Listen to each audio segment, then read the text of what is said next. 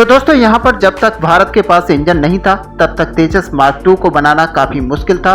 और ऐसे में दोस्तों आपको बता दें कि फाइटर जेट के इंजन पूरे लड़ाकू विमान के अंदर 30% तक की हिस्सेदारी रखते हैं, क्योंकि बाकी सारे कंपोनेंट बहुत ही जल्द बनाए जा सकते हैं, लेकिन इंजन को बनाने में काफी समय लगता है। और ऐसे में आपको बता दें कि भारत अभी तक एक स्वदेशी इंजन को नहीं बना रहा था। और जैसा कि आपको पता था कि भारत अपने तेजस MK2 के लिए अब अमेरिका से 99 की संख्या में इंजन को खरीद चुका है। ऐसे में पिछले वीडियो में हमने आपको बताया था कि किस तरह से GE कंपनी यहाँ पर भारत के अंदर ही इस इंजन को डेवलप करेगी और हमारे तेजस MK2 के लिए 99 की संख्या में इनको बनाएगी। लेकिन दोस्तों अब आपको बता दें कि यहाँ पर हमारे तेजस को लेकर बड़ी खबर निकल कर आ रही है और अब हमारे भारतीय वैज्ञानिकों की तरफ से ये कहा गया है कि भारत के तेजस के अंदर 99% तक इंडिजिनियस कंपोनेंट्स की हिस्सेदारी हो चुकी है। तो दोस्तों क्या है पूरी खबर आपको विस्तार से बताएंगे, आप वीडियो में एंड तक बने रहिए। साथ ही अगर हमारे चैनल को अभी तक सब्सक्राइब नहीं किया है तो चैनल को सब्सक्राइब कर लीजिए ताकि सबसे पहले हमारी वीडियो आप तक पहुंच पाए। तो चलिए दोस्तों सीधे चलते हैं वीडियो पर। तो दोस्तों जैसा कि हमने बताया कि यहाँ पर भारत के वैज्ञानिकों के द्वारा ये कहा गया है कि 90% तक अब जो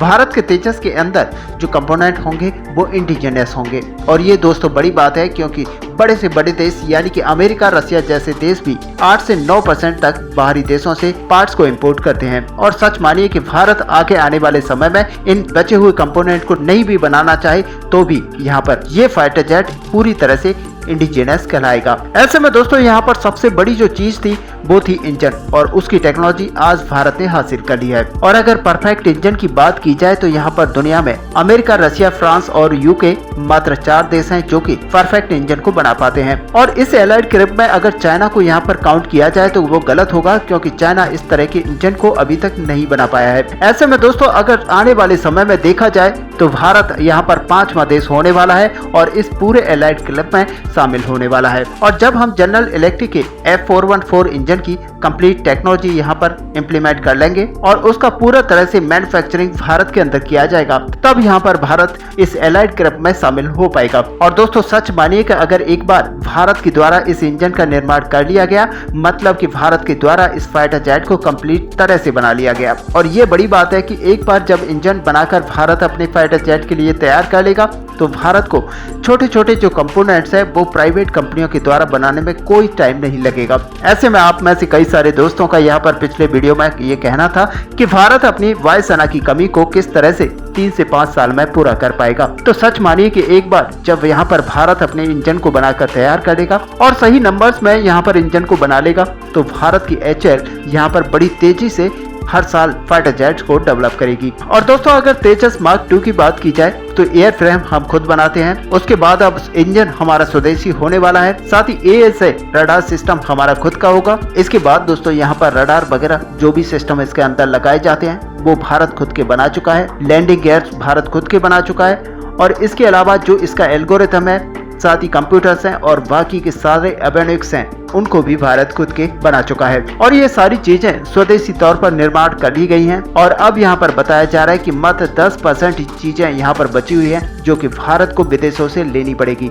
ऐसे में दोस्तों यहाँ पर इजेक्शन सीट को देखा जाए तो भारत अभी भी इजेक्शन सीट को ब्रिटेन से इंपोर्ट करता है। हालांकि इनका निर्माण भी भारत के अंदर हो जाए ये कोई बड़ी बात नहीं है। और ऐसे में भारत अगर ब्रिटेन के साथ कोई बड़ी डील कर ले और यहाँ पर इजेक्शन सीट को बनाना स्टार्ट कर ले, ये कोई ज्यादा बड़ी बात नहीं है। हालांकि दोस्तों यहाँ पर इजेक्शन सीट भारत के द्वारा नहीं भी बनाई जाती है तो भी कोई प्रॉब्लम नहीं है। और फाइनली दोस्तों अगर देखा जाए तो हमारा स्वदेशी कंटेंट से बना हुआ 90% तक हमारा तेजस MK2 भारतीय बन चुका है। ऐसे में आपको बता दें कि सबसे बड़ी बात ये उठ के आती है कि आखिरकार भारत जब चाहे जितने इंजन यहाँ पर बना सकता है, क्योंकि भारत इंजन की टेक्नोलॉजी को यहाँ पर प्राप्त कर चुका है। और ऐसे में सबसे बड़ी जो परेशानी हुई है वो यहाँ पर चाइना को ही है। अब दोस्तों यहाँ पर देखने को मिलता है कि भारत के HAL के पास फाइटर जेट बनाने के लिए प्रोडक्शन कैपेबिलिटीज कम है, लेकिन भारत अगर सारे कंपोनेंट को यहाँ पर इकट्ठा कर चुका है तो यहाँ पर प्रोडक्शन कैपेबिलिटीज को बढ़ाने में ज़्यादा टाइम नहीं लगेगा। और सच मानिए कि अगर भारत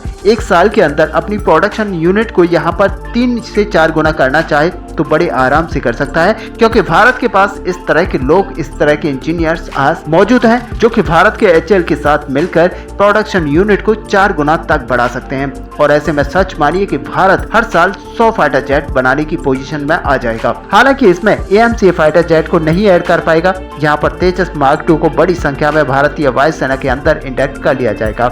ऐसे में दोस्तों आपको पता है कि इंजन की टेक्नोलॉजी मिल चुकी है, लेकिन IPR अभी भी भारत को नहीं मिला है। लेकिन सही मायने में अगर देखा जाए तो IPR की अभी भारत को जरूरत ही नहीं है, क्योंकि भारत सबसे पहले अपनी वायुसेना के लिए लड़ाकू विमानों की कमी को पूरा करेगा और उसके बाद कहीं एक्सपोर्ट पर ध्यान देगा। और ऐसे में IPR की जो जरूरत है वो तभी पड़ेगी जब भारत इस लड़ाकू विमान को एक्सपोर्ट करना चाहेगा। साथ ही दोस्तों सबसे बड़ी बात यह है कि भारत ज्यादा से ज्यादा कंपोनेंट्स को भारतीय यानी कि इंडिजिनियस तरीके से बना रहा है, और ये भारत के लिए काफी अहम है, क्योंकि भारत यहाँ पर दूसरे देशों पर डिपेंडेंट नहीं रहना चाहता। तब भी हमारे लड़ाकू विमान यहाँ पर ग्राउंडेड नहीं हो पाएंगे, क्योंकि ज्यादातर कंपोनेंट भारत स्वदेशी रूप से बना रहा है। लेकिन दोस्तों अब आपको तेजस मार्क 2 के बारे में बता दें, जहां पर यह बताया जा रहा है कि 18 महीने और लगेंगे जब यहां पर तेजस MK2 का पहला प्रोटोटाइप बनाकर तैयार कर लिया जाएगा।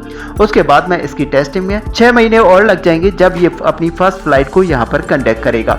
ऐसे में दोस्तों आप समझ सकते हैं कि यहाँ पर 6 महीने इसलिए लगेंगे क्योंकि इसके ग्राउंड यानी कि टैक्सी ट्रायल किए जाएंगे और तब इसको चलाकर देखा जाता है, तो यहाँ पर 6 महीने का टाइम इसको दिया जाएगा। और दोस्तों इस तरह से अगर देखा जाए तो हमारा जो लड़ाकू विमान है वो यहाँ पर 24 महीने में बनकर तैयार हो जाएगा, यानी कि इसकी फर्स्ट फ्लाइट यहाँ पर हो जाएगी। और सच मानिए कि इसकी जैसे ही फर्स्ट फ्लाइट होगी कुछ ही दिनों में ये बड़े प्रोडक्शन में जा सकता है और बड़ी मात्रा में इसको बनाया जा सकता है। ऐसे में दोस्तों इस पूरे टॉपिक को लेकर आपका क्या व्यू है, आप अपना व्यू हमें कमेंट पे लिखकर बता सकते हैं। साथ ही वीडियो को लाइक और शेयर करना ना भूलें। मिलते हैं नेक्स्ट वीडियो में, तब तक के लिए जय हिंद।